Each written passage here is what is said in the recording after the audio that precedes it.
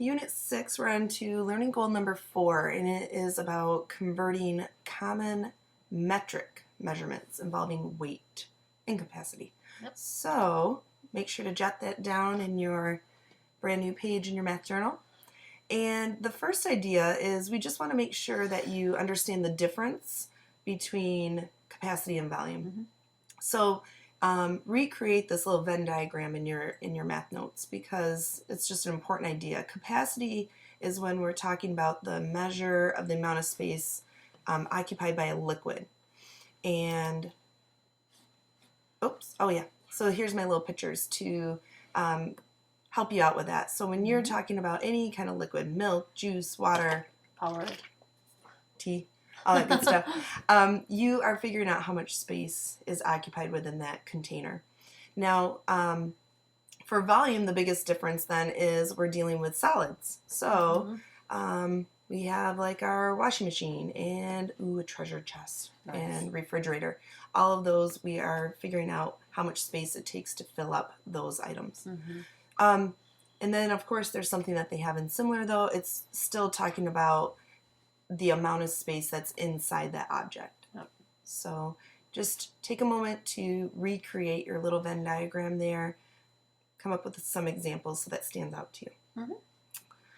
All right, now, this is where it gets a little trickier, I think. Right now, we're going to focus just on metric measurements. And for some of you, you probably have heard of some of these before. Like, first of all, I guess I should start in the middle here. And I sort of like to just turn this so we can sort of look from the left and to the right here.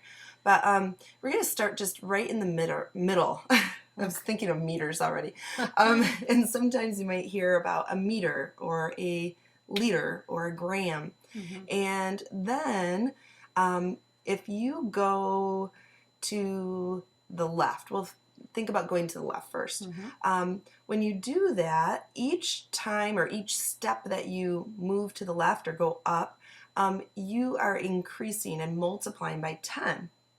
So it's sort of nice and easy because here I am multiplying by 10. Here I'm multiplying then by 100 because 10 times 10 equals 100. And then our next step would be thinking about thousands then. So if you're thinking of like things that are equivalent, if we have 1 meter, that is equivalent to, say, 1,000 kilometers. So that's just the prefix that goes with it. Yep.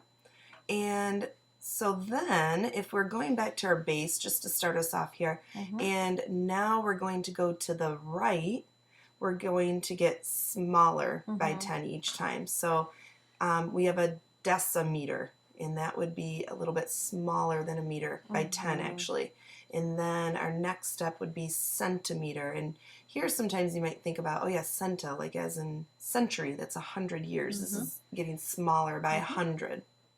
And then one more step would be millimeter or milliliter. So now we're getting smaller by 1,000 if we're starting right here at our base again. So just take a moment to first of all just think about, okay, so which one is bigger? A kiloliter, 1 kiloliter, or 1 liter? And hopefully you would think about that, a kiloliter is actually much bigger than a liter. Then we're going to think about, okay, well, which one is smaller? A milliliter or just a 1 liter? And a milliliter is going to be much smaller than 1 liter. So now that you know sort of which ones are bigger, which ones are smaller, now we're going to figure out how to actually convert from one to another. And this is going to look tricky, and honestly, when I was a kid, this used to confuse me, but once you figure out the pattern, the metric system is actually very, very simple. So now that you've got the hang of what that stair step looks like, you should actually draw in the stairs. And I know that seems kind of tedious, but it will help you when you go to actually moving the decimals, which we're going to talk about in a second. So draw in your little stairs, write down like liter, meter, gram, and then just do the abbreviations of these prefixes. That will help you. And then, so pause it and do that, and then come back and we'll talk about how to actually convert one to another.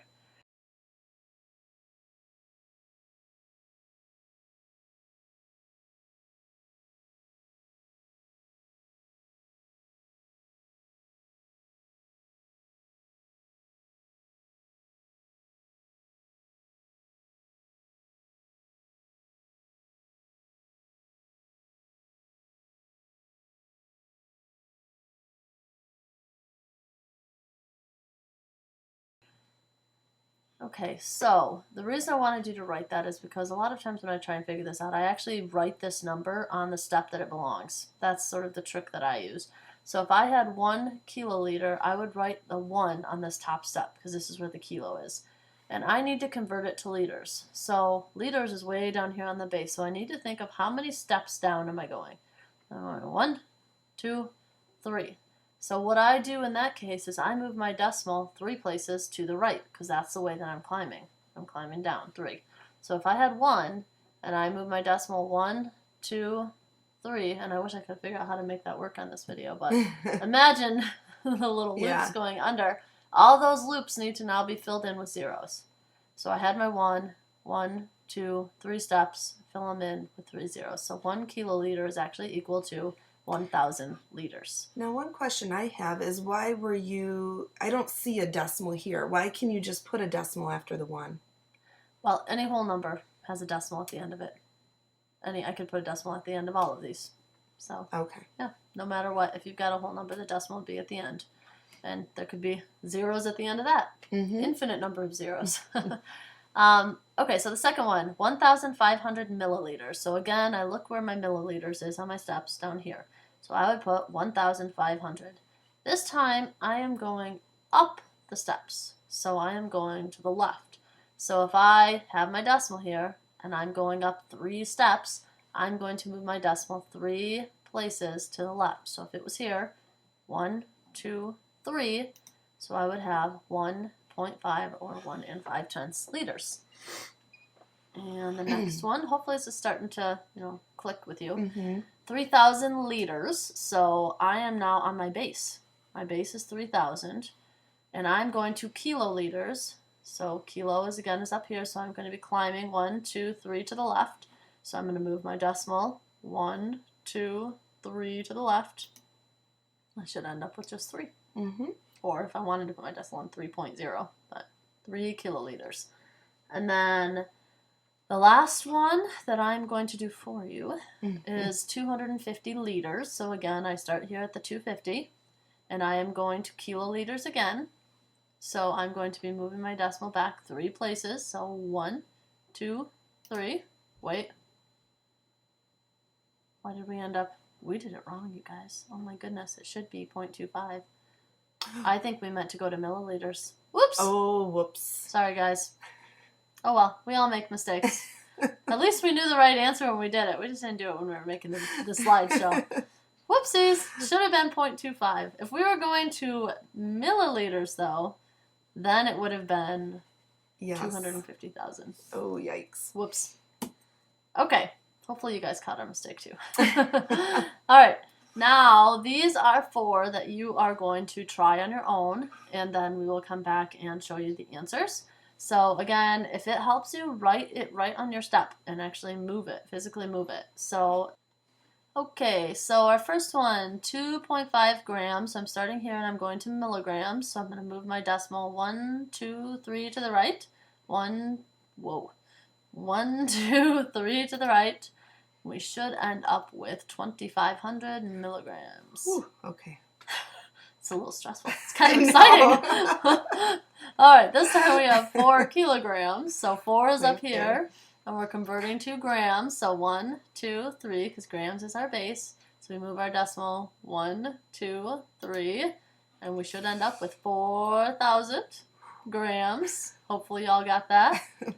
This time we're starting with 5,000 milligrams, and we are converting to grams. So 1, 2, 3. So we should move it backwards. 1, 2, 3, and we should end up with 5 grams. All right, here's the test. See if we got the last one right. 500 milligrams, we are going to grams. So 1, 2, 3 backwards. 1, 2, 3 backwards. It should be 0.5. Woo! Oh, We got it! it's only one mistake. All right. Phew. We could pretend like we meant to do that and see if they caught it. Right, right. All right. So those were the examples. Hopefully you guys were able to get those. Now it is your turn. You have 4 questions to try and convert, and we numbered them for you, so please number them in your journal. And we do want you to actually write out the whole thing. So write out 4.5 liters equals, and then you'll fill in the blank. Yep. Right? And yeah, please refer back to that stair step. You're going to want to make sure it's nice and neat, and if you need to recopy it, you might want to, because we'll be using it a lot this unit. Very helpful. All right, so good luck, and we will see you tomorrow.